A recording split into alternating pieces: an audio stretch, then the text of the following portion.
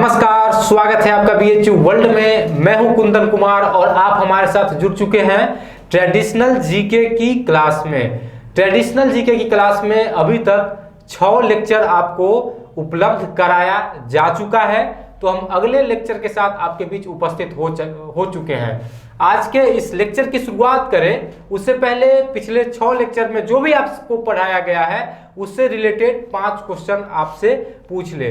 तो आइए प्रश्न पूछने की सिलसिला का शुभारंभ हो। आपके लिए पहला क्वेश्चन है, भारत और चीन के बीच उपस्थित सीमा रेखा का क्या नाम है? यानी कि भारत और चीन को जो रेखा अलग करती है उस सीमा रेखा का क्या नाम है? इसके बारे में आपको प्रीवियस वीडियो में सूरज सर पढ़ाए थे, तो आपको इसका जवाब देना है। सेकेंड क्वेश्चन आपके लिए है, पॉलिटिक्स किसकी रचना है? बहुत महत्वपूर्ण पुस्तक है और जब important book and it's author के बारे में हम पढ़ा रहे थे तो इसमें हम आपको इसके बारे में पढ़ाए थे। तीसरा क्वेश्चन आपको बताना है, एवरेस्ट पर चढ़ने वाली विश्व की पहली महिला कौन है? चौथा क्वेश्चन है, डांडिया किस राज्य का लोक नृत्य है? और 5वां क्वेश्चन आपके लिए है, आपको सार्क के सचिवालय का नाम बताना है। इस 5 प्रश्न का उत्तर आपको कमेंट बॉक्स में देना है। तो आइए अब हम शुरू करते हैं, आज के अपने लेक्चर की शुरुआत करते हैं। आज जिस टॉपिक पर हम बात करेंगे वो है विश्व में सबसे बड़ा, लंबा और ऊंचा सुपरलेटिव वर्ल्ड।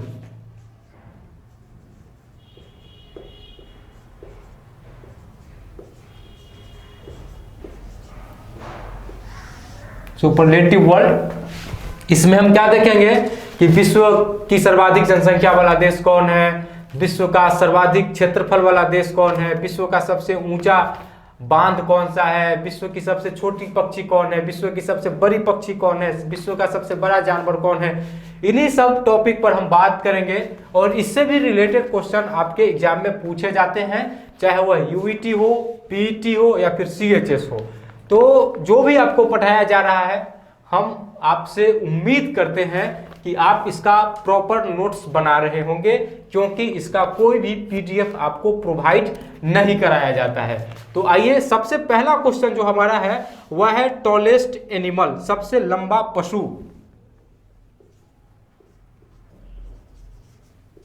टॉलेस्ट एनिमल, आप लोगों ने इसके बारे में जरूर सुना होगा। जिराफ के बारे में आप लोगों ने सुना होगा और चिड़ियाघर में आप लोगों ने उसको देखा ही होगा। तो टॉलेस्ट एनिमल ऑन लैंड, धरती पर सबसे लंबा पशु होने का रिकॉर्ड जिस पशु के नाम दर्ज है वह है जिराफ।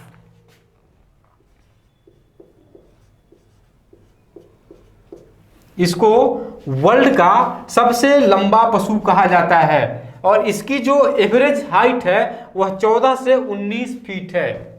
इसकी एवरेज हाइट कितनी है? 14 से 19 फीट इसकी एवरेज हाइट हो गई। इसके अलावे ये सेकेंड जो दूसरा सबसे बड़ा लंबा पशु है उसका जवाब आपको कमेंट बॉक्स में देना है। जो भी होगा आप इसको सर्च करिएगा, देखिएगा, और फिर दूसरा होगा उसका जवाब आपको कमेंट बॉक्स में देना है, क्योंकि पहले के बारे में तो हम आपको बता दिए जिराफ, अब दूसरे का आपको बताना है। इससे क्या होगा कि इससे रिलेटेड जो भी जानकारी है उसके बारे में आप अच्छे से जानेंगे। अब दूसरा क्वेश्चन जो हमारा है वो है फास्टेस्ट बर्ड के बारे में, यानी दुनिया का सबसे तेज पक्षी कौन है? तो ये है पेरीग्रीन फल्कन।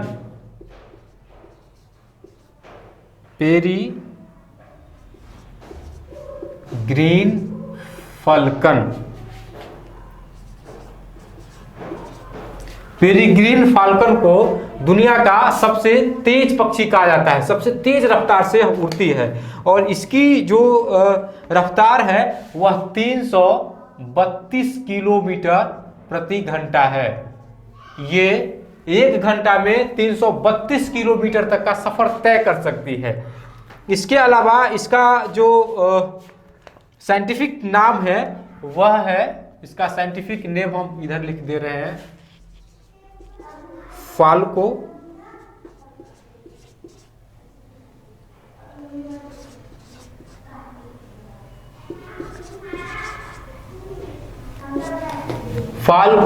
पेरिग्रिनस, ये इसका साइंटिफिक नाम है। पेरिग्रिन फाल्कन का ये साइंटिफिक नाम हो गया। और इसकी जो स्पीड है वह 332 किलोमीटर प्रति घंटा है, यानी कि यह 1 घंटे में 332 किलोमीटर का सफर तय कर सकती है। अब तीसरा हमारा है लार्जेस्ट बर्ड, दुनिया का सबसे बड़ा पक्षी।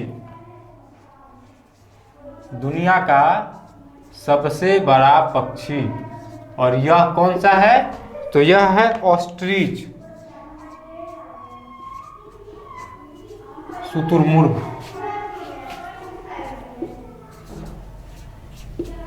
इसको दुनिया का सबसे बड़ा पक्षी होने का गौरव प्राप्त है। इसका वजन लगभग 1 क्विंटल के बराबर होता है। शुतुरमुर्ग का वजन लगभग 1 क्विंटल के बराबर होता है। और इसके अलावा जो दुनिया का दूसरा सबसे बड़ा पक्षी है वह एमू है, और एमू ऑस्ट्रेलिया का राष्ट्रीय पक्षी भी है। अब हम बात करेंगे नेक्स्ट क्वेश्चन की, और नेक्स्ट क्वेश्चन हमारा है स्मॉलेस्ट वर्ल्ड।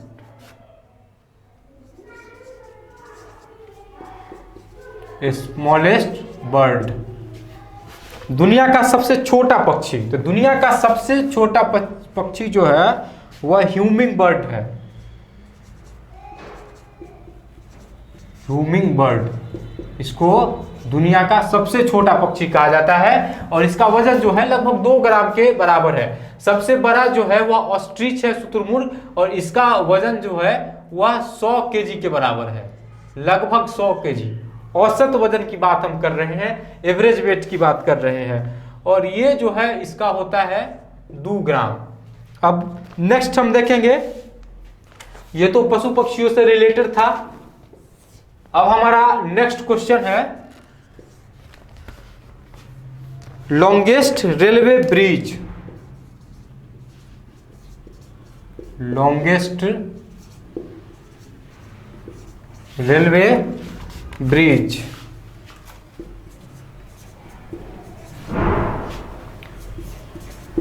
दुनिया का सबसे लंबा रेलवे ब्रिज कौन सा है? एग्जाम में आता है, 4 ऑप्शन रहता है, उसी में से आपको एक चुनना होता है।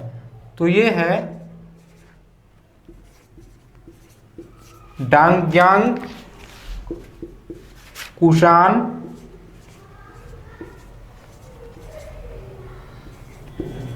Grand bridge.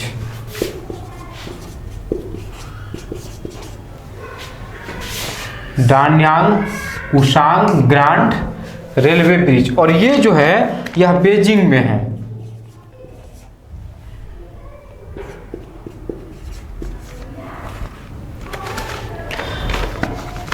This is the part of Beijing Shanghai high speed railway. यह जो है बीजिंग और संघाई के बीच में इसका परिचालन होता है, बीजिंग को संघाई से जोड़ता है।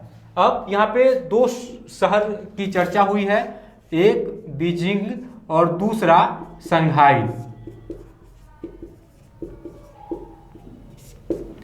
बीजिंग जो है वह चीन की राजधानी है, जनवादी गणराज्य चीन की राजधानी है बीजिंग, और वहां का दूसरा सबसे बड़ा शहर जो है वह है संघाई।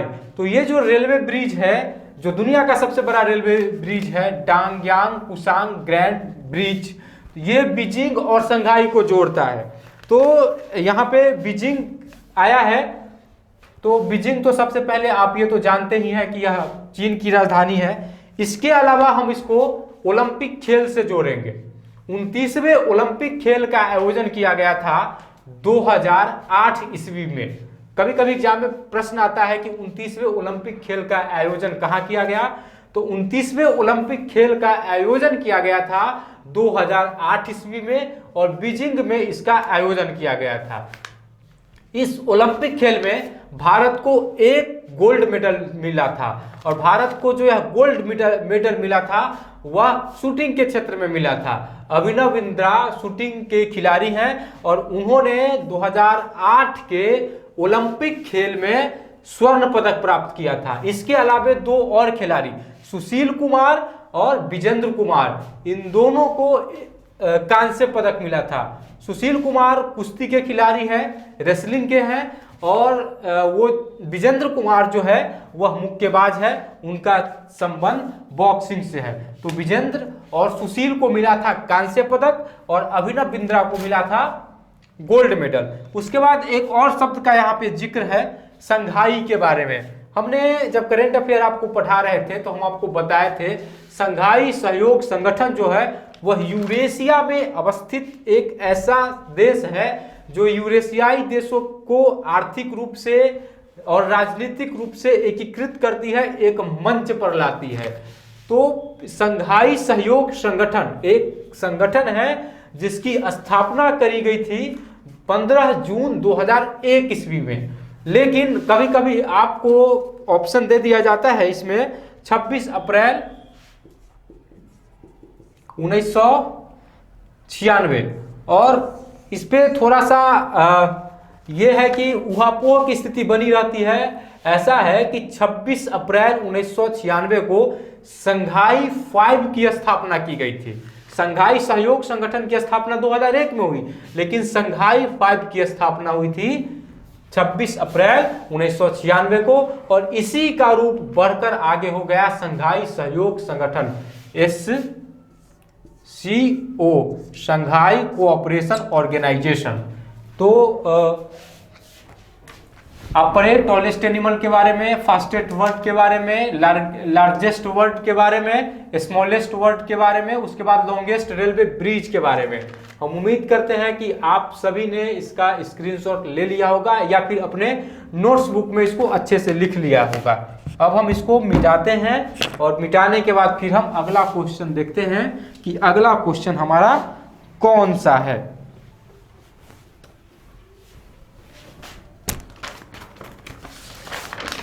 नेक्स्ट क्वेश्चन अब हम देखेंगे, अब है टॉलेस्ट बिल्डिंग के बारे में।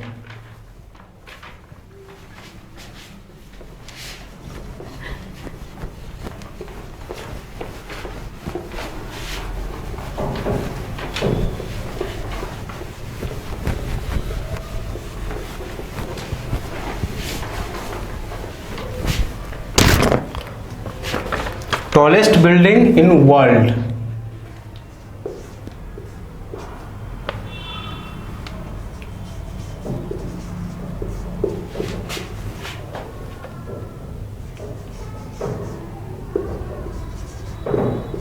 टॉलेस्ट बिल्डिंग इन वर्ल्ड, तो जो विश्व की सबसे लंबी बिल्डिंग है वो है बुर्ज खलीफा, और यह अवस्थित है यूएई में।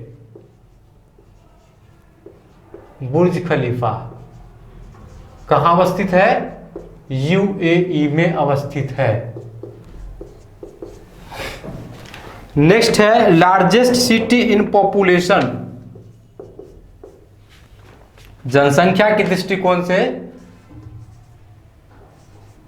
सबसे बड़ा शहर, लार्जेस्ट सिटी इन पॉपुलेशन। तो इसका जवाब होगा टोक्यो। टोक्यो जापान की राजधानी है और इसका ये जो है लार्जेस्ट सिटी इन पॉपुलेशन, जनसंख्या के दृष्टिकोण से विश्व का सबसे बड़ा शहर है। और जब टोक्यो की चर्चा होती है तो टोक्यो में विश्व दूसरे ओलंपिक खेल का आयोजन किया गया था। दूसरे ओलंपिक खेल, सॉरी दूसरे नहीं, यहाँ पे 18वें ओलंपिक खेल का आयोजन किया गया था।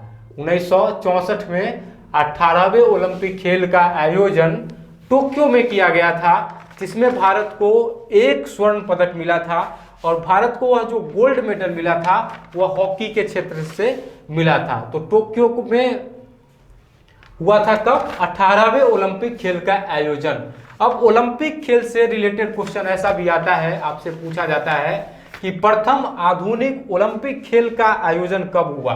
तो प्रथम आधुनिक ओलंपिक खेल का आयोजन, फर्स्ट मॉडर्न ओलंपिक गेम्स का आयोजन हुआ था 1896 में एथेंस में हुआ था। तो एथेंस में प्रथम ओलंपिक खेल का आयोजन हुआ था। और हाल ही में जिस ओलंपिक खेल का आयोजन होना है वह ओलंपिक खेल का 32वां संस्करण है, 32वां संस्करण है, और वह भी होना है टोक्यो में। तो इस तरीके से अगर हम देखें तो 18वें ओलंपिक के बाद 32वें ओलंपिक खेल का आयोजन टोक्यो में किया जाएगा। इससे पहले 18वें का कर चुका है, अब किसका करेगा?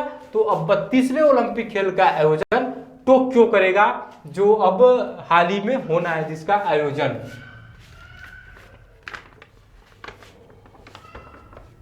इसके अलावा थर्ड एशियन गेम का भी आयोजन हुआ था टोक्यो। थर्ड एशियन गेम का आयोजन कब हुआ था? 1958 में, और इसका आयोजन भी किया गया था टोक्यो में। अब आपसे क्वेश्चन इस तरीके से आता है कि फर्स्ट एशियन गेम्स का आयोजन कहां किया गया, पहले एशियाई खेल का आयोजन कहां किया गया? तो पहले एशियाई खेल का आयोजन किया गया था साल 1991 में, 1951 में, 1951 में पहले एशियाई खेल का आयोजन नई दिल्ली में किया गया था।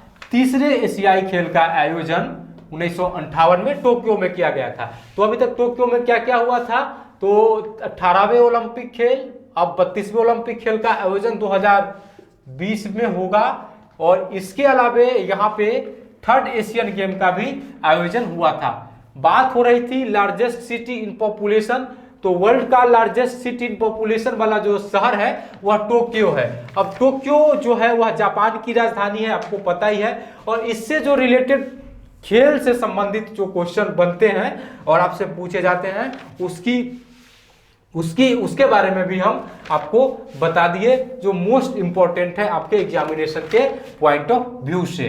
अब हम 8वां नंबर क्वेश्चन देखेंगे। 8वां नंबर क्वेश्चन हमारा है बिगेस्ट सिटी इन एरिया।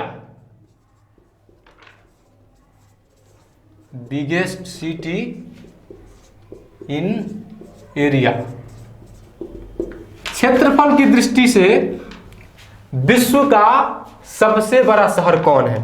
तो ये है माउंट ईसा। माउंट ईसा यह क्वींसलैंड में पड़ता है। कहां पड़ता है?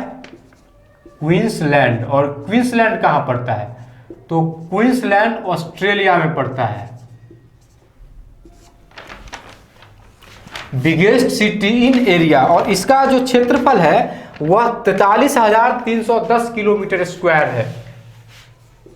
43,310 किलोमीटर स्क्वायर। चूंकि यह ऑस्ट्रेलिया में अवस्थित है, इसलिए अब हम देखेंगे कि ऑस्ट्रेलिया से रिलेटेड जो भी इंपॉर्टेंट फैक्ट है एग्जामिनेशन के पॉइंट ऑफ व्यू से, हम वैसे किसी भी फैक्ट की चर्चा नहीं करेंगे जिसका सरोकार आपके परीक्षा से नहीं होगा। हम उसी फैक्ट की चर्चा करेंगे जिसका सरोकार आपके परीक्षा से होगा।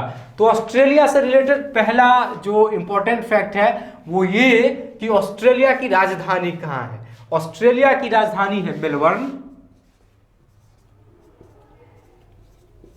अब दूसरा चीज, ऑस्ट्रेलिया में दो बड़े शहर अवस्थित है, एक है पर्थ और दूसरा है सिडनी। पर्थ और सिडनी दोनों के बारे में आपने बहुत ही अच्छे तरीके से सुना होगा। अगर आप क्रिकेट देखते होंगे तो आपको पर्थ और सिडनी जरूर याद होगा, ऐसा हमारा विश्वास है। अब कभी कभी एग्जाम में क्वेश्चन आता है कि पर्थ किस नदी के किनारे अवस्थित है या फिर सिडनी किस नदी के किनारे अवस्थित है। ये आपके एग्जामिनेशन में बार बार पूछे जाते हैं। तो चूंकि ऑस्ट्रेलिया की चर्चा हुई है, इसलिए ऑस्ट्रेलिया से रिलेटेड जो भी इंपॉर्टेंट फैक्ट है उसके बारे में हम बात करेंगे। तो इसमें आप देख लीजिए, सिडनी जो है यह डार्लिंग नदी के किनारे अवस्थित है। किस नदी के किनारे? डार्लिंग नदी के किनारे। इसके बाद पर्थ का जो पिच है, बल्लेबाजी पिच, वो गेंदबाजों के अनुकूल है, और पर्थ क्रिकेट ग्राउंड का जो पिच है उसको बल्लेबाजों के कब्रगाह के नाम से जाना जाता है। और यहाँ पे एक नदी अवस्थित है स्वान, और स्वान नदी के किनारे बसा है पर्थ। और कहा जाता है जब हवा चलती है, स्वान नदी के तरफ से हवा चलती है, तो वह गेंदबाजों के लिए काफी फायदेमंद होती है। इसके अलावा भी हम बात करेंगे, ऑस्ट्रेलिया को कंगारुओं का देश कहा जाता है। ऑस्ट्रेलिया को क्या कहा जाता है? कंगारुओं का देश। इसके अलावा ऑस्ट्रेलिया को प्यासी भूमि की धरती के नाम से जाना जाता है, थ्रस्टी लैंड के नाम से भी जाना जाता है।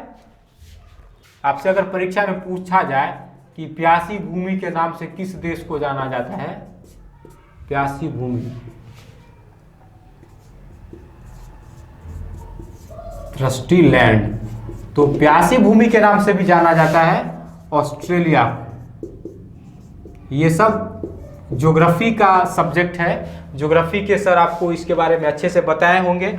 इसके बाद बॉक्साइट और एल्यूमिनियम के उत्पादन में ऑस्ट्रेलिया दुनिया के देशों में पहले स्थान पर काबिज है। तो ये सब चीजें जो है वह भूगोल का है, ज्योग्राफी क्या है, और ज्योग्राफी के मेंटर आपको इसके बारे में अच्छे से बताए होंगे।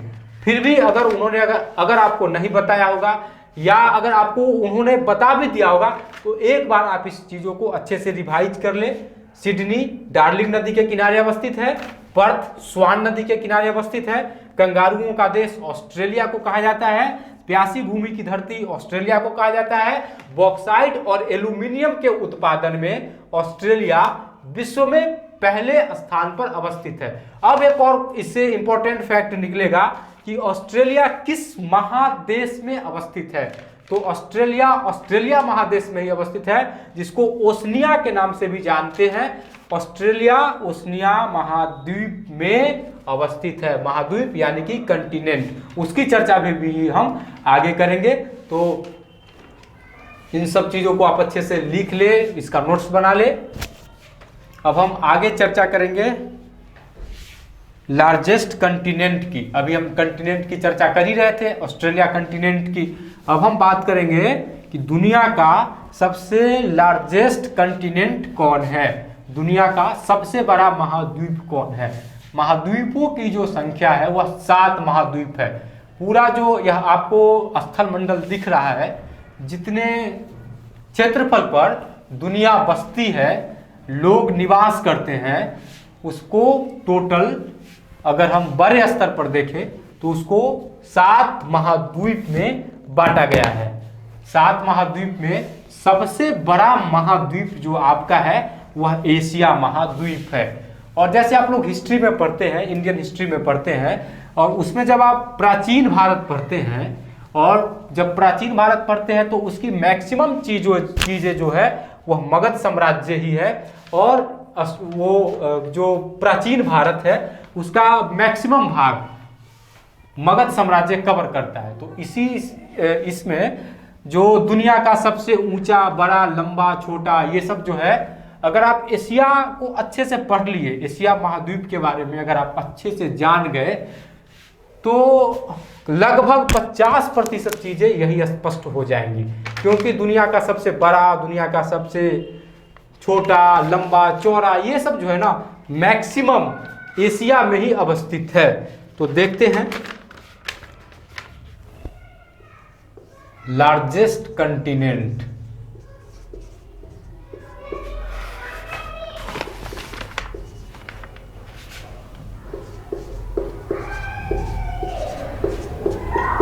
लार्जेस्ट कंटिनेंट कौन है? तो दुनिया का सबसे बड़ा महाद्वीप, महादेश है एशिया। अब इस शब्द की उत्पत्ति कहां से हुई? तो इस शब्द की उत्पत्ति हिब्रू भाषा के आंसू से हुई है। एशिया शब्द की उत्पत्ति हिब्रू भाषा के आंसू से हुई है, जिसका अर्थ होता है सूर्योदय, सनराइज। अब इस महाद्वीप में देशों की कुल संख्या है 46, जिसमें भारत, चीन, जापान जैसे बड़े देश शामिल है। भारत, चीन, जापान, दक्षिण कोरिया, उत्तर कोरिया, उसके बाद आप बात करिए मध्य पूर्व का, जो मध्य पूर्व एशिया का जो समूह है, जिसमें ईरान, इराक, सऊदी अरब, ये सब देश एशिया में ही अवस्थित है। तो इसके अंदर कितने देश शामिल हो गए? 46 देश शामिल हो गए। और क्षेत्रफल की दृष्टि से, एरिया के अकॉर्डिंग, यह विश्व का सबसे बड़ा महाद्वीप है। अब देखेंगे इसके अंदर बहुत सारी चीजों के बारे में आपको जानने के बारे में मिलेगा। ये जनसंख्या के दृष्टिकोण से अगर देखें तो विश्व की लगभग 60% जनसंख्या एशिया में निवास करती है। तो अगर आपसे एग्जाम में पूछा जाए कि क्षेत्रफल की दृष्टि से सबसे बड़ा महाद्वीप, तो वो तो एशिया होगा ही। इसके अलावे अगर जनसंख्या के दृष्टिकोण से पूछा जाए, को एग्जाम में अगर दे दिया जाए कि जनसंख्या के हिसाब से विश्व का सबसे बड़ा महाद्वीप कौन सा है, तो आपको घबराने की जरूरत नहीं है। जनसंख्या और क्षेत्रफल दोनों के हिसाब से एशिया विश्व का सबसे बड़ा महाद्वीप है। विश्व की कुल जनसंख्या का 60% भाग और कुल क्षेत्रफल का 30% भाग एशिया में अवस्थित है। 60 और 30 का कॉम्बिनेशन जो है वह एशिया है। अब हम बात करेंगे एशिया जो है, एशिया में सबसे अधिक क्षेत्रफल, सबसे अधिक जनसंख्या वाला देश कौन है? क्वेश्चन आता है कभी कभी। सर्वाधिक जनसंख्या वाला देश, तो हाईएस्ट पॉपुलेशन वाला जो कंट्री है वह चीन है। और वो कहाँ अवस्थित है? तो वो एशिया में अवस्थित है। इसके अंदर ये सब पॉइंट है। लार्जेस्ट पॉपुलेशन वाला कंट्री कौन हो गया? चाइना हो गया। अब हम देखेंगे सबसे ऊंचा पर्वत शिखर।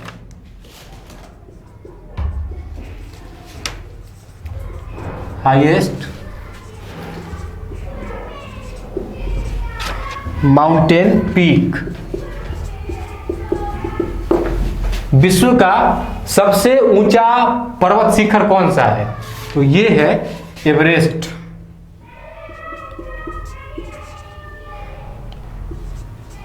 और ये कहाँ अवस्थित है? तो ये भी एशिया में ही अवस्थित है। कभी कभी देखिए इससे कैसे क्वेश्चन आएगा, आपसे क्वेश्चन आएगा कि विश्व का सबसे ऊंचा पर्वत शिखर कौन है। अगर आपको क्वेश्चन पढ़ना है, ऑप्शन देखना है कि एवरेस्ट कहां पर है। अगर ए में एवरेस्ट होगा, ए में टिक करना है, बी में होगा, बी को टिक करना है, सी में होगा, सी को टिक करना है, डी में होगा, डी को टिक करना है। अब कभी कभी पूछ दिया जाता है कि विश्व की सबसे ऊंची पर्वत चोटी एवरेस्ट है। ओके, अब आपसे इसकी हाइट पूछ दी जाती है कि इसकी ऊंचाई क्या है। तो इसकी ऊंचाई है 8850 मीटर। तो फिर से अगर दोनों तरीके में से किसी भी तरीके से आपसे क्वेश्चन पूछा जाए एवरेस्ट से रिलेटेड, आपको घबराने की कोई जरूरत नहीं है, आपको अच्छे से इसका जवाब देना है। उसके बाद विश्व का सबसे बड़ा जो माउंटेन रेंज है वो भी एशिया में ही अवस्थित है। और विश्व का सबसे बड़ा माउंटेन रेंज यानी कि विश्व का सबसे बड़ा पर्वतमाला, हिंदी में हो गया पर्वतमाला, तो ये कौन सा है? ये है हिमालय।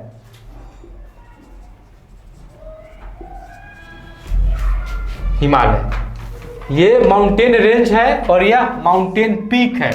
सबसे बड़ा माउंटेन पीक एवरेस्ट और सबसे बड़ा माउंटेन रेंज हो गया आपका हिमालय। अब कभी कभी क्वेश्चन आता है कि एवरेस्ट कहां पर अवस्थित है? तो एवरेस्ट नेपाल में अवस्थित है।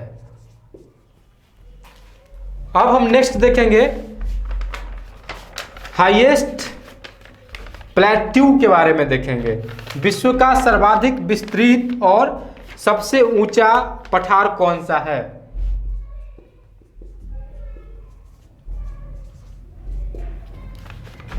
हाईएस्ट प्लेट्यू या फिर आप इसको, तो ये कौन है? ये है पामीर का पठार।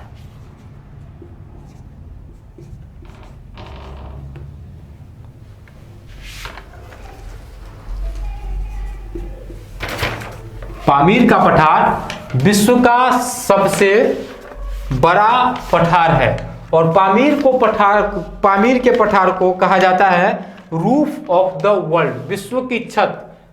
हाईएस्ट प्लेट्यू जो है वह पामीर का प्लेट्यू है। पामीर का पठार विश्व का सबसे बड़ा पठार है और इसको कहा जाता है विश्व की छत, रूफ ऑफ द वर्ल्ड के नाम से किसको जाना जाता है, तो पामीर के पठार से जाना जाता है। इससे भी दो तरीके के क्वेश्चन आ सकते हैं। पहला तरीका है आपसे पूछ दिया जाएगा हाईएस्ट प्लेट्यू कौन है, और दूसरा रूफ ऑफ द वर्ल्ड के नाम से किसे जाना जाता है। तो दोनों का जवाब होगा पामीर का पठार। और पामीर का पठार जो है यह भी एशिया में ही अवस्थित है। एशिया में कहां अवस्थित है, तो तिब्बत में अवस्थित है।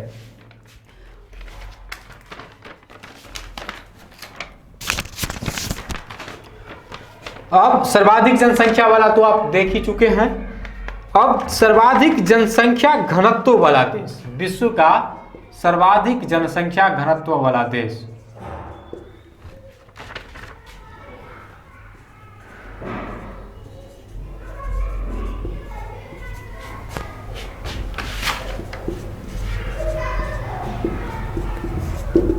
तो ये है सिंगापुर। सिंगापुर विश्व का सर्वाधिक जनसंख्या घनत्व वाला देश है और यह भी एशिया में अवस्थित है। एशिया में क्या क्या अवस्थित है, विश्व का सर्वाधिक जनसंख्या वाला देश, विश्व का सर्वाधिक जनसंख्या घनत्व वाला देश भी एशिया में ही अवस्थित है। अब उसके बाद आपने पढ़ा होगा विश्व के सबसे गहरा सागरीय गर्त के बारे में, जो मैरियाना गर्त है, ये भी एशिया में ही अवस्थित है।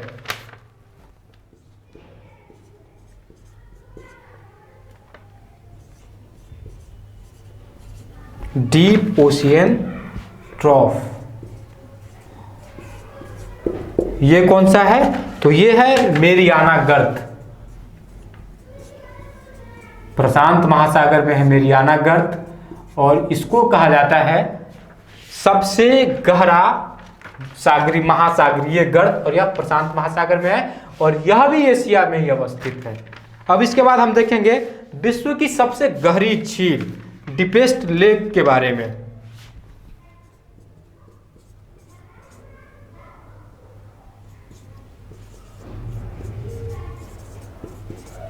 डीपेस्ट लेक तो कौन सा है, बैकाल। यहां कहां अवस्थित है, तो ये भी एशिया में अवस्थित है और ये साइबेरिया और रसिया में अवस्थित है। अब यहां पर कंफ्यूजन क्रिएट हो जाता है, जैसे ही रसिया और साइबेरिया का नाम आया आप कहेंगे ये तो यूरोप में अवस्थित है। दरअसल ऐसा है क्या कि आपने एक टर्म के बारे में सुना होगा, यूरेशिया। यूरेशिया का मतलब होता है एशिया और यूरोप के बीच का भाग। तो एशिया और यूरोप के बीच का जो भाग है उसको यूरेशिया कहा जाता है। तो रसिया जो है, रसिया और साइबेरिया जैसे देश जो है, तुर्कमेनिस्तान, किर्गिस्तान, ये सब यूरेशिया में पड़ता है। तो अगर डीपेस्ट लेक के बारे में कहा जाए तो यह बैकाल है, बैकाल लेक है और ये भी एशिया में अवस्थित है। दरअसल अगर एशिया ऑप्शन में नहीं रहे तो आपको यूरेशिया बताना है। आपको घबराने की कोई जरूरत नहीं है, अगर एशिया नहीं रहेगा तो यूरेशिया तो रहेगा ही। या फिर क्वेश्चन तो सिर्फ ऐसे ही आते हैं कि विश्व का सबसे डीपेस्ट लेक कौन सा है, ऐसे आपको घुमाएगा नहीं कि डीपेस्ट लेक बैकाल है, कहाँ अवस्थित है, बस सीधा पूछ दिया जाएगा डीपेस्ट लेक का नाम आपको बताना है। तो सीधा क्वेश्चन इससे आते हैं, इसलिए आपको घबराने की कोई जरूरत नहीं है। अब हम नेक्स्ट देखेंगे साल्ट वाटर का लार्जेस्ट लेक।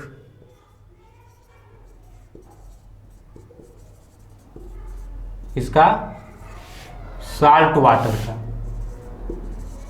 यह भी अवस्थित है एशिया में ही और इस कैस्पियन सागर,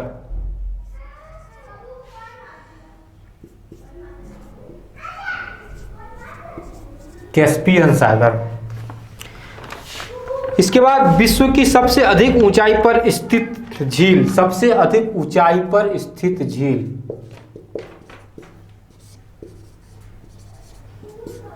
सबसे अधिक ऊंचाई,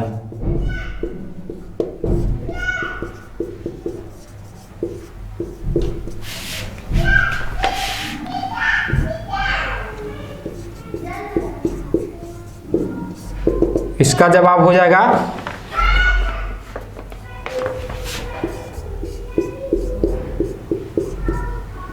पैंगांग झील। और यह कितना ऊंचा है? 4267 मीटर यह ऊंचा है।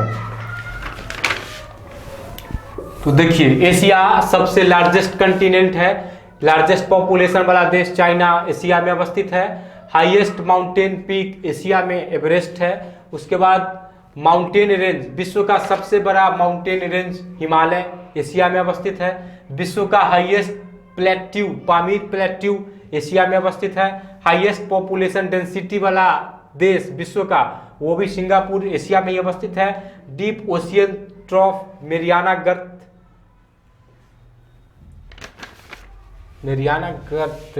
डीप ओशियन ट्रॉफ, हाँ मेरियाना गर्त।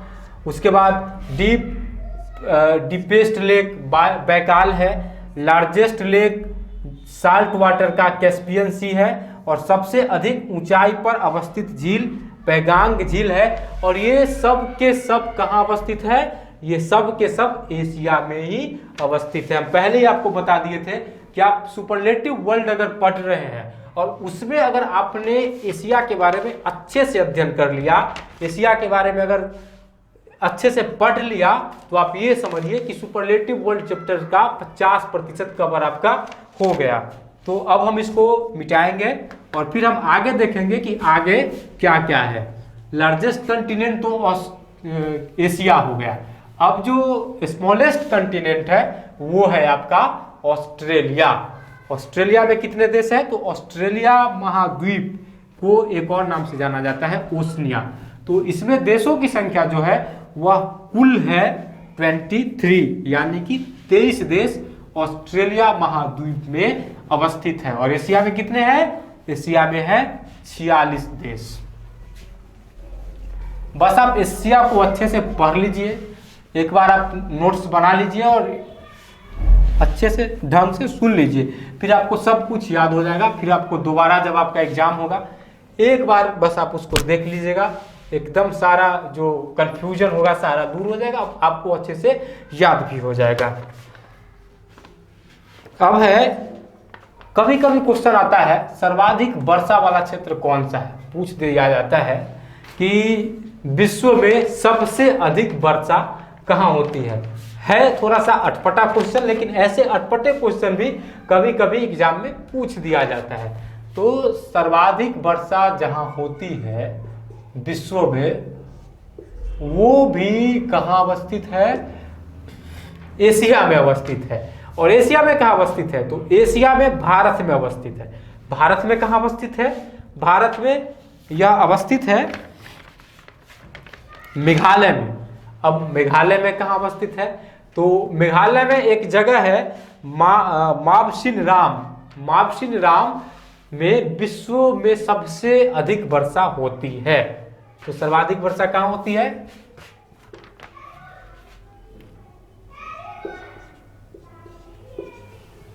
मावसिन राम में। कहां अवस्थित है?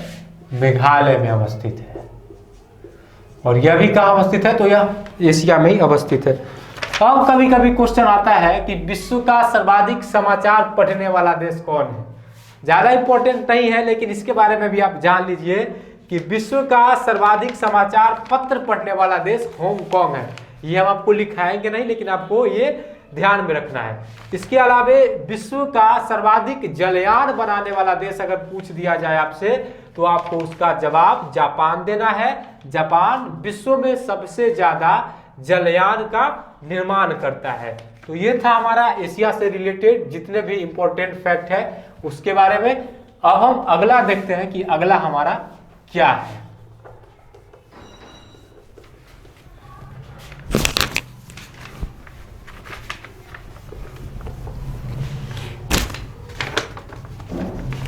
स्मॉलेस्ट कंटिनेंट, चलिए लिख ही देते हैं, मन तो नहीं था लेकिन फिर भी।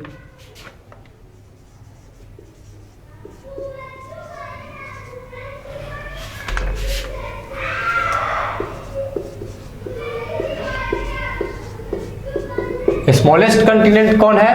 वर्ल्ड का स्मॉलेस्ट कंटिनेंट है ऑस्ट्रेलिया, जिसको ओशनिया के नाम से भी जानते हैं।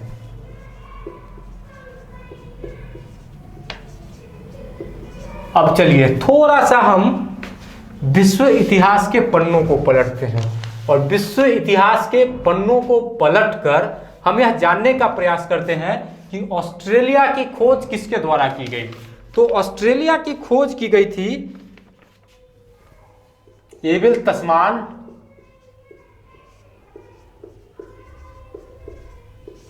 और कप्तान कुक के द्वारा। इन दोनों ने मिलकर ऑस्ट्रेलिया की खोज की थी। ऑस्ट्रेलिया की खोज की थी इसका मतलब ये नहीं कि इनके पहले ऑस्ट्रेलिया नहीं था। इन्होंने ऑस्ट्रेलिया के समुद्री मार्ग की खोज की। उससे पहले लोग ऑस्ट्रेलिया के समुद्री मार्ग के बारे में अनभिज्ञ थे, ऑस्ट्रेलिया के समुद्री मार्ग के बारे में नहीं जानते थे। तो एबेल तस्मान और कप्तान कुक ने ऑस्ट्रेलिया के इसका जो समुद्री रास्ता है उसके बारे में खोज की। इसलिए कहा जाता है कि एबेल तस्मान और कप्तान कुक के द्वारा ऑस्ट्रेलिया की खोज की गई। अब हम देखेंगे आगे और ऑस्ट्रेलिया से रिलेटेड जितना भी इंपॉर्टेंट फैक्ट था कि ऑस्ट्रेलिया को प्यासी भूमि की धरती कहा जाता है, कंगारुओं का देश कहा जाता है। इसके अलावे बॉक्साइट और एल्यूमिनियम उत्पादन में ऑस्ट्रेलिया पहले स्थान पर है, विश्व में पहले स्थान पर है। इसके अलावे ऑस्ट्रेलिया को कैपिटल ऑफ गेम के नाम से भी जाना जाता है। और अभी ऑस्ट्रेलिया की चर्चा हो रही है तो चलिए एक और चीज हम थोड़ा सा इसको करंट अफेयर से भी जोड़ ले। ऑस्ट्रेलिया में ही T20 world cup, women's T20 world cup का आयोजन हो रहा था, जिसमें ऑस्ट्रेलिया की टीम विजयी रही है और ऑस्ट्रेलिया की टीम ने फाइनल में भारत को पराजित किया है। तो अगर आपसे पूछा जाए कि वुमेन्स T20 वर्ल्ड कप 2020 का आयोजन कहाँ हो रहा था, तो इसका आयोजन हो रहा था ऑस्ट्रेलिया में। और MCG के ग्राउंड पे फाइनल में ऑस्ट्रेलिया की टीम ने भारतीय टीम को पराजित किया। अब नेक्स्ट हमारा है largest country in area.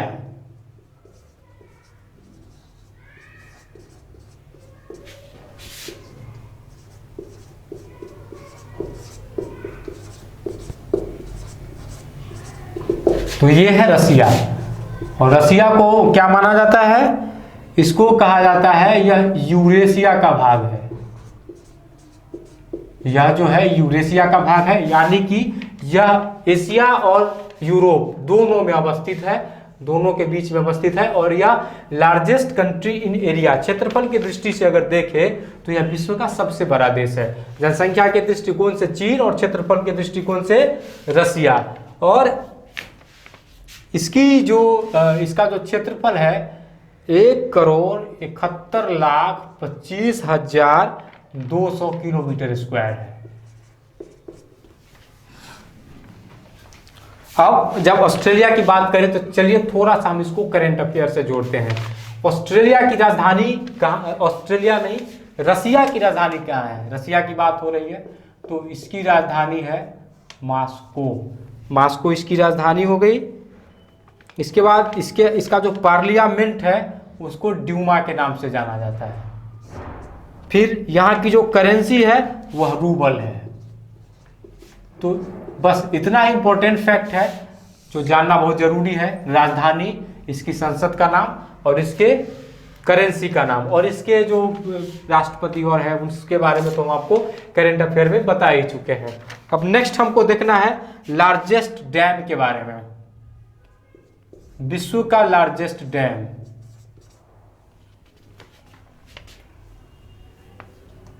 Largest dam in world.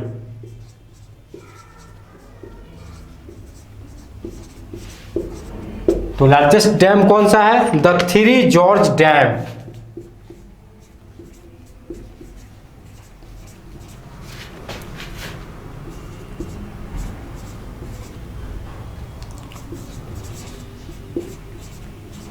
यह कहाँ अवस्थित है? तो ये हुबेई प्रांत में अवस्थित है। हुबेई प्रांत, चीन के हुबेई प्रांत में यह अवस्थित है और यह यांगत्जी नदी पर है। The the three George dam जो है यह किस नदी पर बना हुआ है? तो ये यांगत्जी नदी पर बना है, यांगत्जी नदी पर बना हुआ है। और इसकी जो चौड़ाई है वह 2.3 किलोमीटर है, यह इसकी चौड़ाई हो गई। इसके बाद हाइट जो है वह 192 मीटर है, हाइट कितना है? 192 मीटर। अब हम नेक्स्ट देखेंगे लॉन्गेस्ट डैम के बारे में।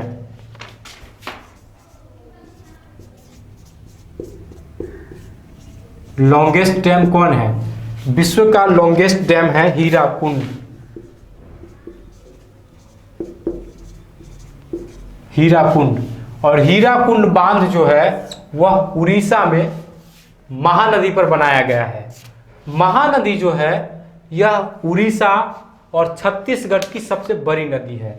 उड़ीसा में महानदी है जिसके ऊपर हीराकुंड बांध है, और हीराकुंड बांध लॉन्गेस्ट डैम, वर्ल्ड का लॉन्गेस्ट डैम है, सबसे लंबा डैम है। कौन सा? हीराकुंड। यह छत्तीसगढ़ और मतलब ये जो हीराकुंड बांध है ये महानदी पर है। महानदी छत्तीसगढ़ और उड़ीसा की सबसे बड़ी नदी है। और अगर आपसे पूछा जाए कि हीराकुंड बांध जो है यह सिर्फ उड़ीसा में अवस्थित है, ऐसा नहीं है कि यह भी दोनों राज्यों में अवस्थित है, यह सिर्फ उड़ीसा में अवस्थित है। संबलपुर जिला जहां अवस्थित है उस जिले का नाम है संबलपुर। अब चलिए ये 1957 में बनकर तैयार हुआ, 1957 में बनकर तैयार हुआ। अब उड़ीसा से रिलेटेड कुछ इंपॉर्टेंट फैक्ट जानते हैं। उड़ीसा के जो मुख्यमंत्री हैं वो नवीन पटनायक है, और नवीन पटनायक बीजू जनता दल से है। इसके अलावे वहाँ के जो राज्यपाल हैं, गवर्नर, वो प्रोफेसर गणेशी लाल है, और इसकी राजधानी भुवनेश्वर है। अब हमको लगता है कि आप लोग थोड़ा थक गए होंगे। चलिए आपको एक जो मोटिवेशनल कविता सुनाकर फिर आप लोगों में हम ऊर्जा का संचार करते हैं। एक कविता है, आप लोग ध्यान से सुनिएगा। ऊहापोह अटकले उलझने, अवसा दो का कर अवसान, हो बाधाएं पथ में कितनी, चेहरे पर बस हो मुस्कान। जब हम सफर पर निकलते हैं तो ऐसा होता है कि थोड़ा सा अगर हम आगे बढ़ते हैं तो थोड़ा सा थक जाते हैं। जैसे ही आप थके आपको यह पंक्ति बार बार दोहराना है। ऊहापोह अटकले उलझने, अवसा दो का कर अवसान, हो बाधाएं पथ में कितनी, चेहरे पर बस हो मुस्कान। बाधाएं कितनी ही क्यों ना हो, आपके चेहरे पर हमेशा मुस्कान होनी चाहिए। चलिए अब हम नेक्स्ट क्वेश्चन देखते हैं। अभी हम लॉन्गेस्ट डैम के बारे में पढ़ रहे थे। Largest dam in world, longest dam in world, ये सब भी कहाँ अवस्थित है? तो एशिया में ही अवस्थित है। अगला प्रश्न हमारा है highest dam of the world.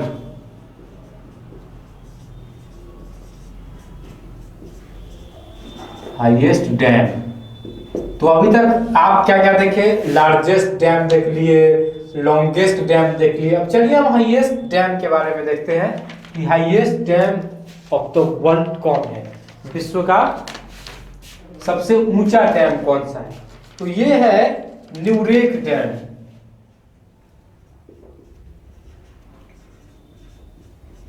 न्यूरेक dam,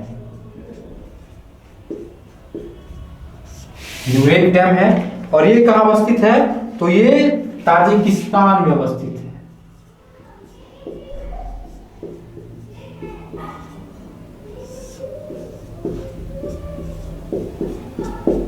और ताजिकिस्तान भी कहां, किसका क्षेत्र है? तो यह भी यूरेशिया का ही है, एशिया और यूरोप दोनों में है ये। अब हम देखेंगे कि क्या क्या हो गया।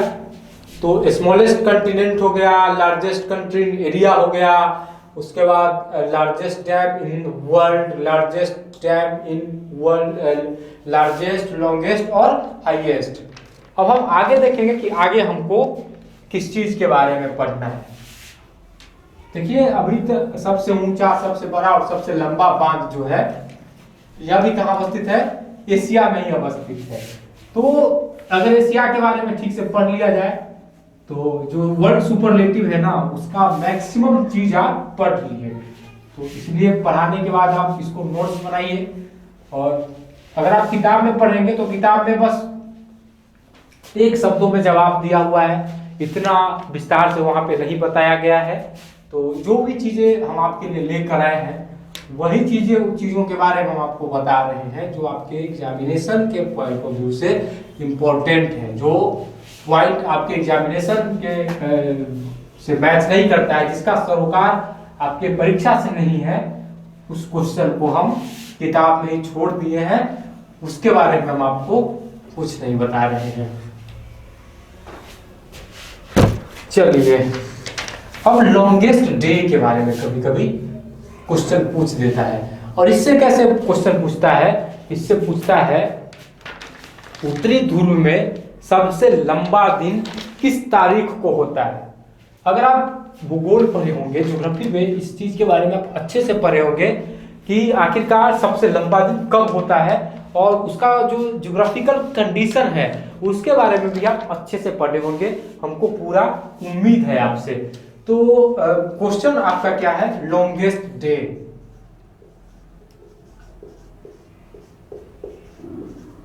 लॉन्गेस्ट डे इन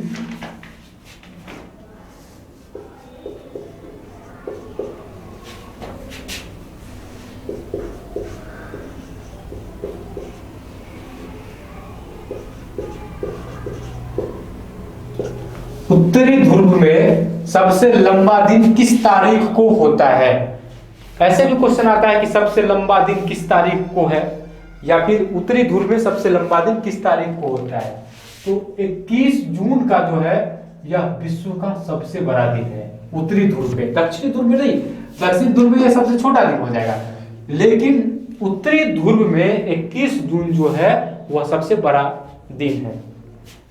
दरअसल उस दिन होता क्या है, तो 21 जून को सूर्य जो है कर्क रेखा पर 23.1/2 डिग्री पर लंबवत होता है, परपेंडिकुलर होता है। किस पर? कर्क रेखा पर। तो इसी से फिर क्या होता है, इसी से बन जाता है सबसे लंबा दिन, और इसको कहा जाता है कर्क संक्रांति के नाम से भी जाना जाता है। अगर आपसे पूछा जाए, मान लीजिए कि आपसे भूगोल में पूछा जाए कि कर्क संक्रांति किस दिवस को मनाया जाता है, मोस्ट इंपॉर्टेंट क्वेश्चन है, और ऐसे क्वेश्चन की आने की उम्मीद बहुत ज्यादा है। तो कर्क संक्रांति मनाया जाता है 21 जून को। कर्क की संक्रांति होती है 21 जून को, और 21 जून को नॉर्थ हेमिस्फायर में सबसे बड़ा दिन होता है, उत्तरी ध्रुव में सबसे बड़ा दिन होता है। और इस दिन क्या है कि सूर्य जो है वह कर्क रेखा पर 23.1/2 डिग्री से क्या होता है, लंबवत होता है, और इसी के चलते उत्तर ध्रुव में सबसे बड़ा दिन है 21 जून। अब नेक्स्ट क्वेश्चन हम देखेंगे, शॉर्टेस्ट डे।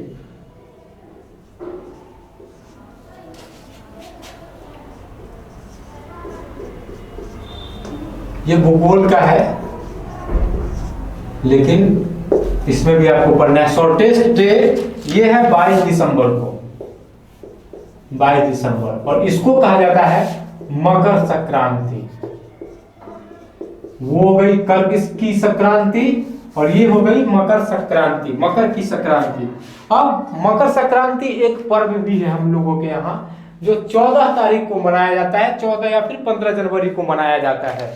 लेकिन अगर आपसे एग्जाम में पूछा जाए कि मकर की संक्रांति कब होती है, तो मकर की संक्रांति होती है 22 दिसंबर को। आपको 15 जनवरी को नहीं लगाना है। अगर क्वेश्चन आए कि मकर संक्रांति का पर्व कब मनाया जाता है, तो ऐसी स्थिति में आपको 15 जनवरी लगाना है, 15 या 14।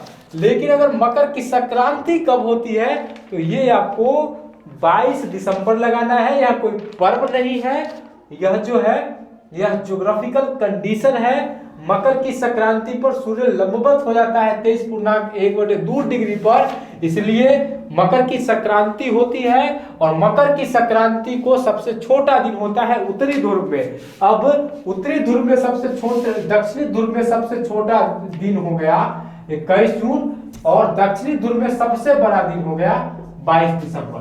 दक्षिण और उत्तर में उल्टा कर देना है और कुछ नहीं करना है। चलिए अब नेक्स्ट देखते हैं। नेक्स्ट हमारा है लार्जेस्ट डेल्टा। लार्जेस्ट डेल्टा कौन सा है? तो लार्जेस्ट डेल्टा है सुंदरबन का डेल्टा। सुंदरबन का डेल्टा, और ये पश्चिम बंगाल में अवस्थित है। पश्चिम बंगाल की राजधानी है कोलकाता और पश्चिम बंगाल के मुख्यमंत्री है ममता बनर्जी। सुंदरबन डेल्टा कहाँ है? पश्चिम बंगाल। इसके अलावा आपके एग्जाम में और क्वेश्चन आता है, डायमंड हार्बर कहाँ अवस्थित है? डायमंड हार्बर पश्चिम बंगाल की राजधानी कोलकाता में अवस्थित है। तो उन्हीं चीजों को हम कनेक्ट करने का प्रयास करते हैं, हालांकि उतना डीप में भी नहीं जाना चाहते हैं, बस उन्हीं चीजों को स्पर्श करना चाहते हैं जो आपके एग्जाम में पूछा जाता है। तो आपसे एग्जाम में पूछा जाएगा वर्ल्ड का लार्जेस्ट डेल्टा कौन सा है? तो सुंदरबन है। वर्ल्ड का भी लार्जेस्ट डेल्टा है, इंडिया का भी लार्जेस्ट डेल्टा है, यह पश्चिम बंगाल में अवस्थित है। जैसे ही पश्चिम बंगाल का जिक्र होगा, आपके एग्जाम में बार बार क्वेश्चन आता है कि डायमंड हार्बर कहाँ अवस्थित है? तो डायमंड हार्बर कोलकाता में अवस्थित है। भूल से भी आपको चेन्नई नहीं मारना है। डायमंड हार्बर अगर आपको मिला रहे, और ऐसे क्वेश्चन बार बार आते हैं, इसलिए इस क्वेश्चन को आप ध्यान से सुनेंगे। जैसे ही आपको डायमंड हार्बर दिखेगा, आप उठेंगे और डायमंड हार्बर को कोलकाता में टिक करेंगे। डायमंड हार्बर कोलकाता में अवस्थित है।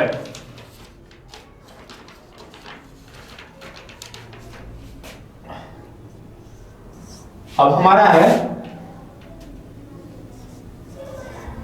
सबसे बड़ा मरुस्थल।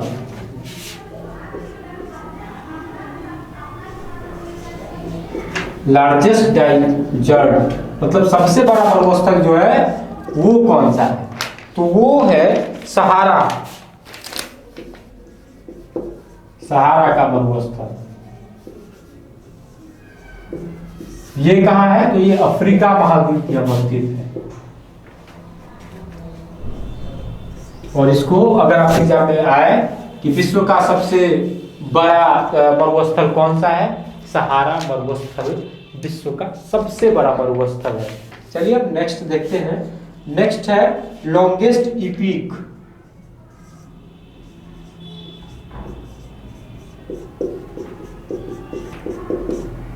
सबसे लंबा महाकाव्य, तो ये है महाभारत।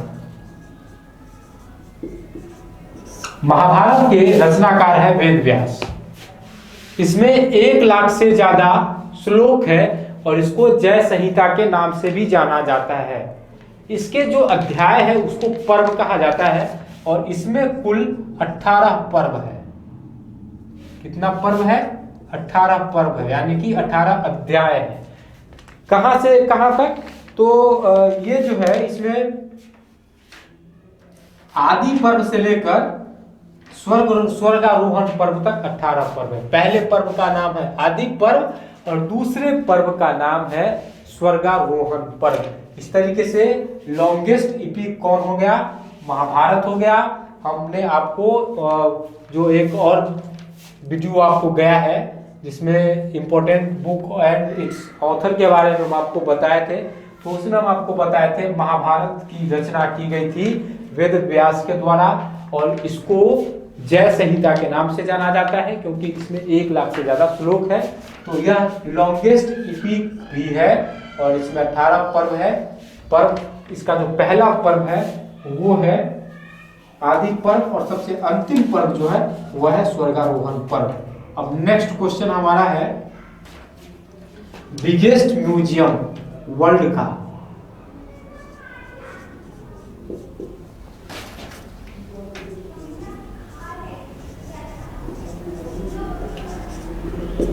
वर्ल्ड का बिगेस्ट म्यूजियम जो है वह लूव्र है और यह कहां अवस्थित है?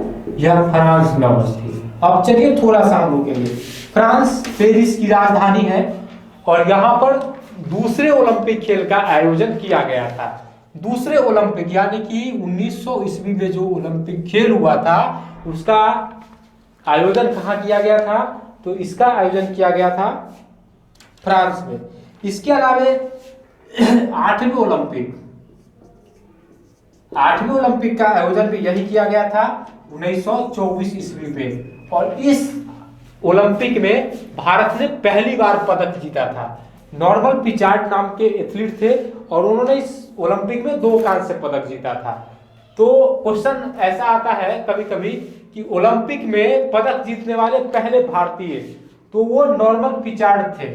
आजादी से पहले भारत ओलंपिक खेल में जब हिस्सा लेता था तो ब्रिटेन के ध्वज तले झंडा होता था ब्रिटेन का, और उसके अंदर भारतीय टीम हिस्सा लेती थी। तो भारतीय टीम 1924 ईस्वी में जो ओलंपिक हुआ था फ्रांस में, जो 8वां ओलंपिक था, उसमें भारत की टीम को 2 मेडल मिले थे। नॉर्मल पिचार्ड 2 मेडल जीते थे नॉर्मल पिचार्ड। अब ये जो हुआ था, कहाँ हुआ था ओलंपिक खेल? ये फ्रांस के पेरिस में हुआ था। फ्रांस की राजधानी पेरिस है, वहीं पर हुआ था। और 33वें ओलंपिक का आयोजन भी जो होना है, 32वें का तो टोक्यो में हो रहा है, अब 33वें ओलंपिक का जो आयोजन होगा वो भी पेरिस में होगा। तो ये कब होगा? ये होगा 2024 में। तो 2024 को अगर छोड़ दिया जाए तो अभी तक 2 ओलंपिक खेल का आयोजन सॉरी हो चुका है पेरिस में।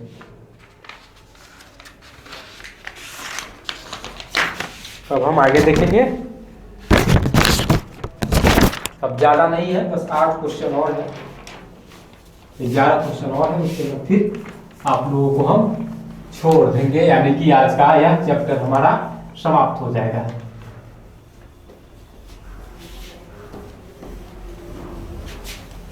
आप लोग देखिए, अभी होली का समय है, लेकिन बस आप लोगों को पढ़ाने की वजह से हम लोग होली में घर नहीं गए, यही है। और आप ही लोग हमारे परिवार के सदस्य हैं। आपको पढ़ाने के लिए अगर हम यहाँ रुक सकते हैं तो होली में 10 मिनट निकाल कर आप थोड़ा पढ़ लिया करिएगा, क्योंकि अगर एक बार पढ़ने लिखने का फ्लो टूट जाता है तो दोबारा बनाना थोड़ा सा मुश्किल हो जाता है। इसलिए होली हो, दिवाली हो, रविवार हो, शनिवार हो, बृहस्पतिवार हो, कोई भी दिन हो, कोई भी पर्व हो, अब पढ़ाई से मुंह मत चुराइए। एक बात सोचने वाली है कि हम कभी भूखे नहीं रहते हैं, रोज कुछ ना कुछ खाते रहते हैं, तो फिर पढ़ाई से मुंह क्यों चुराए? रोज कुछ ना कुछ पढ़े, 10 मिनट पढ़े, 5 मिनट पढ़े, कम से कम किताब खोलकर देखें, लेकिन पढ़ाई जरूर करें। अगर आप डेली नहीं पढ़ते हैं तो वो पढ़ने का कोई मतलब नहीं हुआ, और एक बार भी अगर पढ़ने का फ्लो टूट जाता है तो उसको बड़ा मुश्किल से फिर हम बना पाते हैं। तो चलिए अब हम देखेंगे टॉलेस्ट मीनार।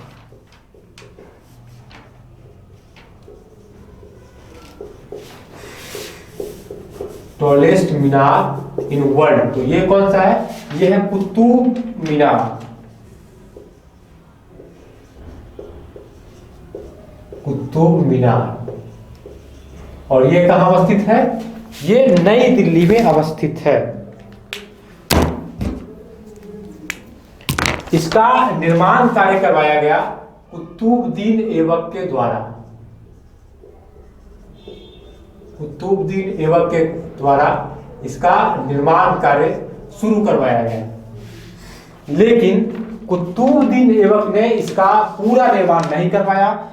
बीच में ही कुतुबुद्दीन ऐबक की मृत्यु हो गई। उसके बाद इल्तुतमिश ने 4थे बिल्डिंग तक का निर्माण कार्य करवाया,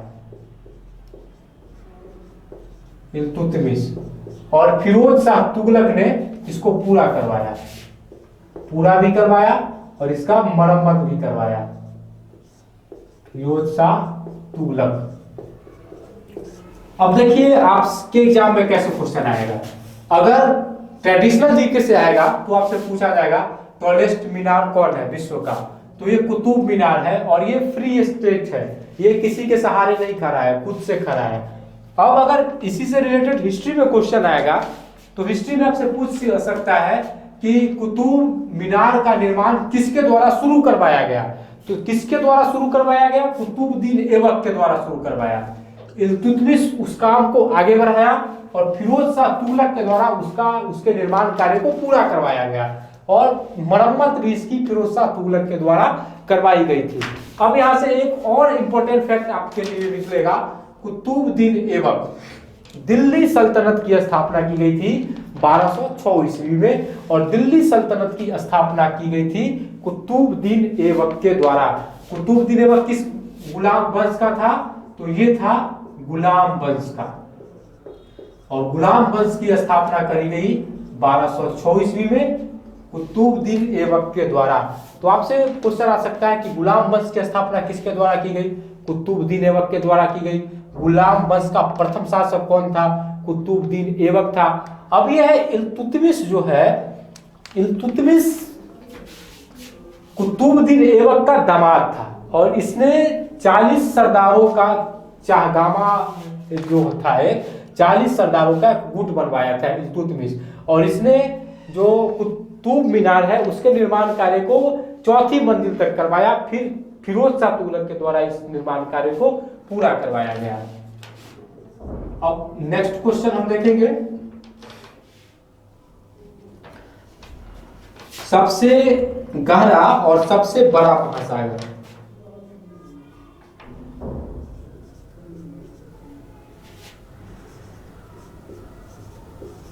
डीपेस्ट एंड बिगेस्ट ओशियन।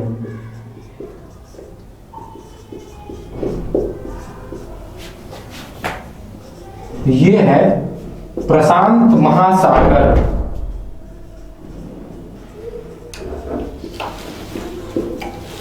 प्रशांत महासागर को डीपेस्ट एंड बिगेस्ट ओशियन कहा जाता है। विश्व का सबसे गहरा और सबसे बड़ा महासागर है प्रशांत महासागर।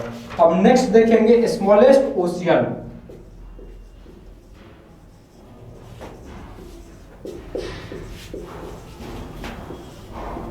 तो ये है आर्कटिक। आर्कटिक महासागर को सबसे छोटा महासागर कहा जाता है, या सबसे छोटा महासागर है। नेक्स्ट हम देखेंगे largest port. Largest and smallest नहीं, लार्जेस्ट और बिगेस्ट, मतलब सबसे बड़ा भी है और सबसे ज्यादा व्यस्त भी है। तो ये कौन सा है? पोर्ट ऑफ संघाई।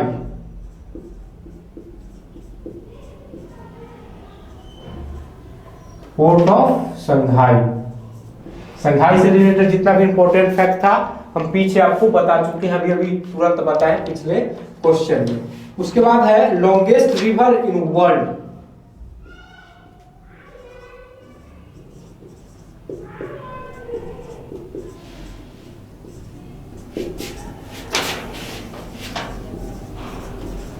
ये कौन सा है? नील नदी। नील नदी, और इसकी जो लंबाई है वह 6690 किलोमीटर है। और नील नदी युगांडा, इथियोपिया एवं मिस्र से होकर बहती है। युगांडा, इथियोपिया और मिस्र 3 देशों से होकर नील नदी बहती है, और नील नदी दुनिया की सबसे बड़ी नदी है। भारत की सबसे लंबी नदी कौन सी है? तो भारत की सबसे लंबी नदी है गंगा नदी, और विश्व की सबसे बड़ी नदी है नील नदी। जब सुपरलेटिव इंडिया के बारे में हम आपको बताएंगे तो और भी ज्यादा इंटरेस्टेड वीडियो वो होगा। अब नेक्स्ट है वर्ल्ड टॉलेस्ट स्टैच्यू।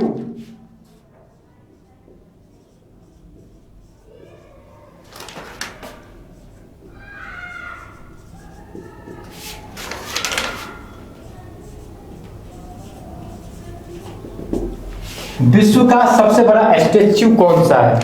तो ये है statue of unity. Statue of unity, और यह गुजरात में अवस्थित है, और सरदार वल्लभ भाई पटेल के याद में उन्हीं के नाम पर स्टैच्यू ऑफ यूनिटी का निर्माण किया गया, और यह वर्ल्ड का टॉलेस्ट स्टैच्यू है।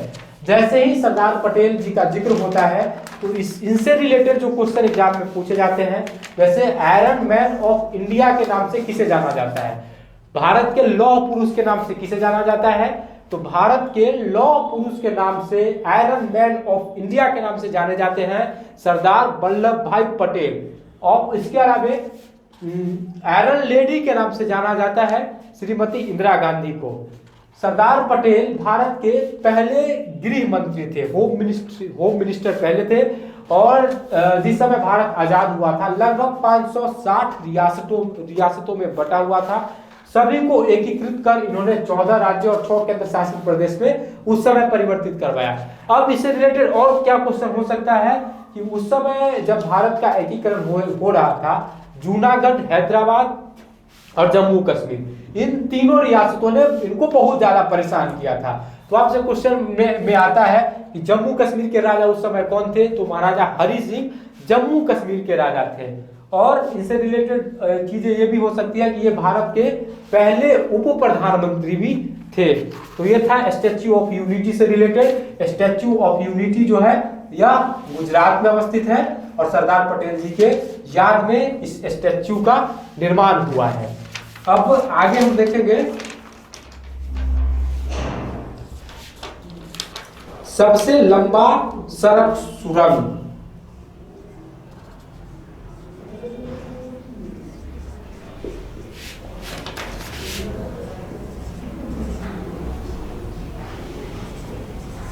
सबसे लंबा सड़क सुरंग, लॉन्गेस्ट टनल रोड, तो ये है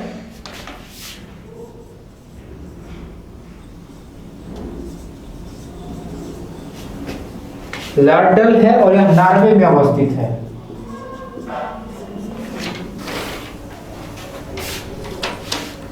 सबसे बड़ी खाड़ी, विश्व की सबसे बड़ी खाड़ी,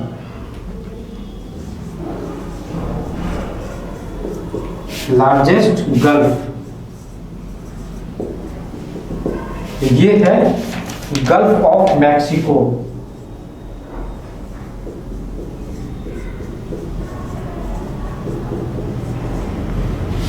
और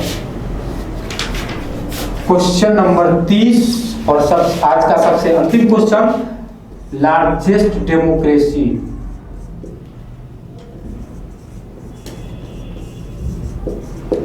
लार्जेस्ट डेमोक्रेसी वाला देश है भारत और ओल्डेस्ट डेमोक्रेसी वाला, लार्जेस्ट डेमोक्रेसी वाला देश है भारत और ओल्डेस्ट डेमोक्रेसी वाला देश है अमेरिका। भारत के जिस समय भारत का संविधान बना था उस समय इसमें 395 अनुच्छेद थे उस समय, लेकिन अब इसके अनुच्छेदों की संख्या 450 के लगभग पहुंच चुकी है। तो इस दृष्टिकोण से विश्व का सबसे बड़ा लोकतंत्र जो है वह भारत है। और लोकतंत्र की एक बहुत ही खूबसूरत परिभाषा है, लोकतंत्र जनता का, जनता के लिए और जनता के द्वारा संचालित सरकार है। यह लोकतंत्र की सबसे उत्तम परिभाषा मानी जाती है और यह परिभाषा दी गई थी अब्राहम लिंकन के द्वारा। अब्राहम लिंकन अमेरिका के भूतपूर्व राष्ट्रपति हैं। तो दोस्तों ये था आज का हमारा ट्रेडिशनल जीके में सुपरलेटिव वर्ड से रिलेटेड क्वेश्चन और उसका आंसर। दोस्तों आपको यह वीडियो कैसा लगा आप जरूर बताइएगा। साथ ही अगर यह वीडियो आपको पसंद आता है तो आप इस वीडियो को लाइक करिए। जो भी प्रश्न प्रारंभ में आपसे पूछे गए कमेंट बॉक्स में आप उसका जवाब जरूर से जरूर दीजिए। जब आप कमेंट बॉक्स में प्रश्नों का जवाब देते हैं तो उससे एक बात की जानकारी मिलती है कि आपकी तैयारी किस दिशा की ओर जा रही है और फिर उसी अकॉर्डिंग हम लोग फिर वीडियो बनाकर आप लोगों के लिए लाते हैं। साथ ही इस वीडियो को तैयार करने में बहुत ही मेहनत लगती है। घंटों परिश्रम करने के बाद आपके लिए हम कंटेंट इकट्ठा करके लाते हैं। तो आपसे गुजारिश है कि आप इस वीडियो को अधिक से अधिक शेयर करें। आप इस वीडियो को जितना शेयर करेंगे उतना ही हमारा आत्मविश्वास बढ़ता है, उतने ही ज्यादा उत्साहित होकर हम आपके लिए और नए नए कंटेंट खोज कर लाते हैं और आपके लिए वीडियो बनाते हैं। तो दोस्तों फिर आपसे मुलाकात होगी अगली वीडियो में। इससे पहले भी ट्रेडिशनल जीके की जितनी भी सीरीज है वह काफी इंपॉर्टेंट है आपके एग्जामिनेशन के पॉइंट ऑफ व्यू से। तो अभी तक आप उसको नहीं देखे हैं तो डिस्क्रिप्शन बॉक्स में, नीचे डिस्क्रिप्शन बॉक्स में सभी वीडियो का लिंक दिया हुआ है प्रॉपर तरीके से और क्रमबद्ध तरीका से सबका लिंक दिया हुआ है। वहां पर आप जाइए और जो भी वीडियो आप नहीं देखे हैं उस वीडियो को आप जरूर देखिए। फिर होगी आपसे मुलाकात। Thank you.